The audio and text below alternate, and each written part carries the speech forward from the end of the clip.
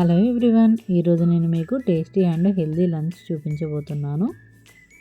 దోసకాయ క్యారెట్ ముక్కలు, chapati, white rice, ఆలు కర్రీ అండ్ గోంగూర పప్పు. ముందుగా ఆలు ఫ్రై చేస్తున్నాను. గిన్నెలో ఆయిల్ వేసి జీలకర్ర ఆవాలు వేసాను. అవి కాస్త వేగాక ఇందులో ఆనియన్ వేసి వేగనివ్వాలి. ఆనియన్ కాస్త వేగిన తర్వాత ఇందులో మిర్చి వేస్తున్నాను. మీకు ఈ వీడియో నచ్చితే ఒక లైక్తో పాటు మంచి కామెంట్ చేయండి. ఇప్పుడు ఇందులో కొంచెం ఉప్పు, కరివేపాకు వేసి ఇంకాస్త వేగనివ్వాలి. ఇప్పుడు ఇందులో కొంచెం పసుపు, అల్లం వెల్లుల్లి పేస్ట్ వేసి వేగనివ్వాలి.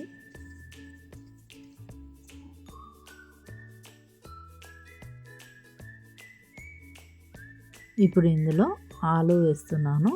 ఆలుని నేను ఉడికించలేదు, పొట్టు పీల్ చేసి చిన్న చిన్నగా కట్ చేసుకొని ఇందులో యాడ్ చేశాను. మధ్యలో కలుపుతూ ఉండాలి, లేదంటే గిన్నెకు అతుక్కుపోతుంది. నాన్ స్టిక్లో చేస్తే ఇంకా బాగా వస్తుంది.